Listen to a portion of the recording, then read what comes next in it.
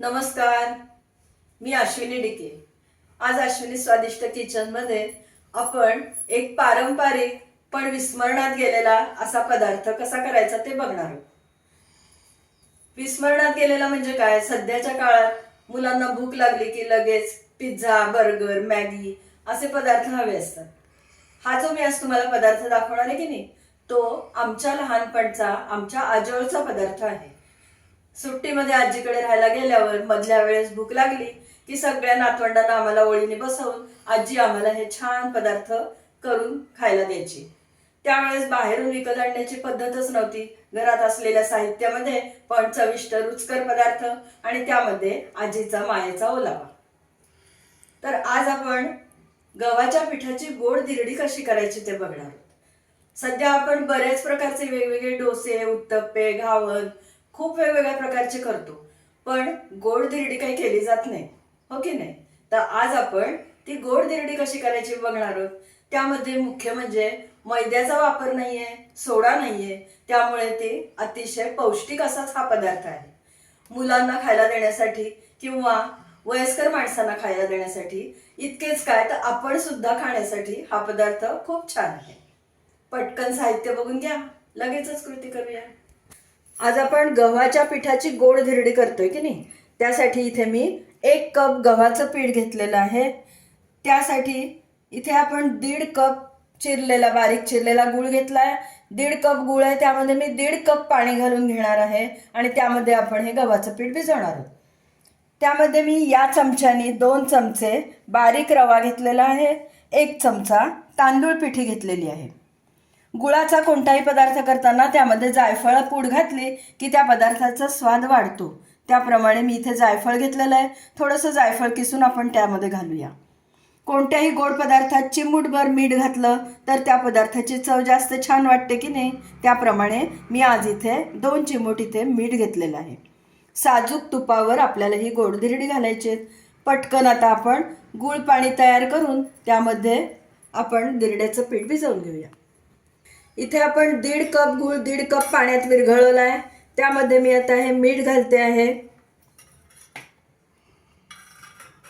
गव्हाचं पीठ थोडं थोडं घालून आपण ते मिक्स करून घेऊया। आपल्याला त्यामध्ये गाठी व्हायला नको आहेत।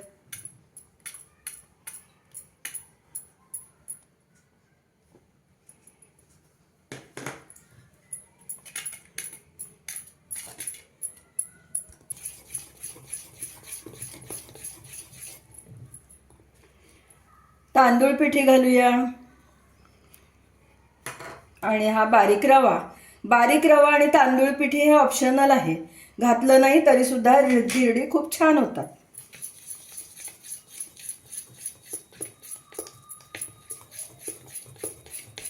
आपल्या धिरड्याच्या पिठात गाठी राहू नयेत म्हणून मी ते हाताने चांगलं मिक्स करून घेते।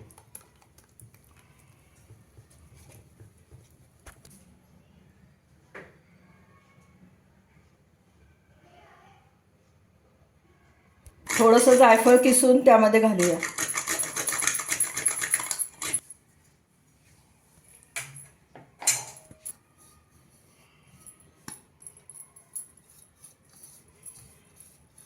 जायफळ पूड घातली आहे, आता ते चांगलं मिक्स करून घेऊया।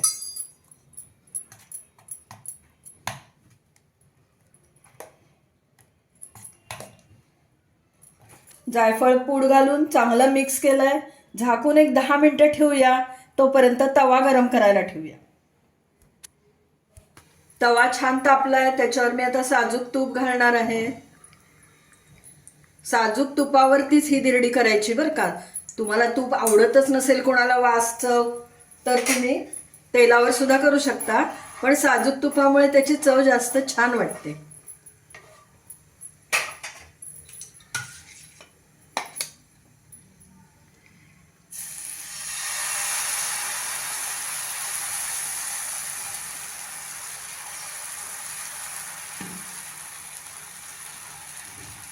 गोल आकार देऊन घ्यायचा आपण।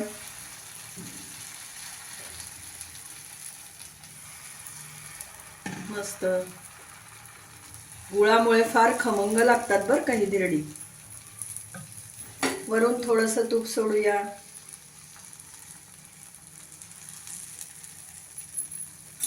आणि लो टू मिडियम गॅसवरतीच ही धिरडी होऊ द्यायची, एकदम मोठा गॅस करून करायची नाही. 2 मिनिटं झाकण ठेवूया. उलटवून घेऊया.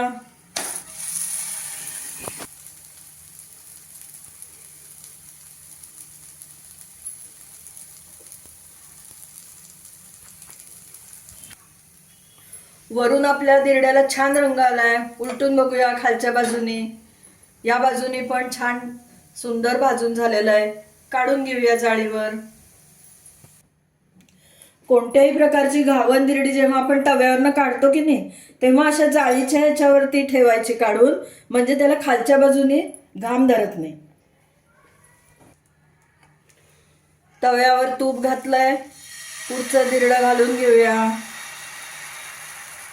प्रत्येक वेळेस धिरडं घालताना बॅटर खालपासनं नीट ढवळून घ्यायचं, कारण खालती घट्ट भाग साठून राहतो गव्हाच्या पिठाचा. आणि जर आपल्याला बॅटर घट्ट होतंय असं वाटलं तर त्यामध्ये थोडंसं पाणी घालून थोडं बॅटर सरसरीत करून घ्यायचं. तूप सोडते बाजूने थोडं.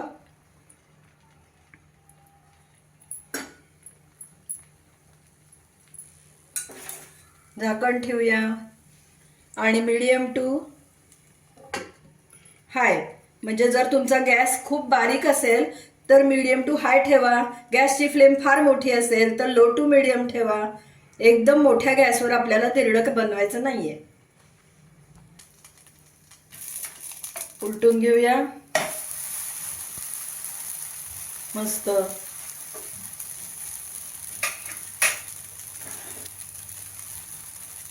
थोडंसं तूप घालते.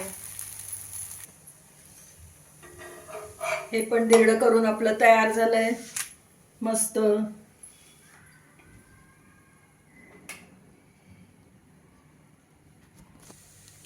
उलटून घेतलंय. तूप सोडते बाजूनी. खालच्या बाजूनी पण छान भाजून घेऊया. उलटून घेतलंय. बघा काय सुंदर गोल्डन कलर आलेला आहे. गुळामुळे रंगही छान येतो, खमंग आणि अगदी चुरचुरीत असं आपलं धिरडं झालेलं आहे.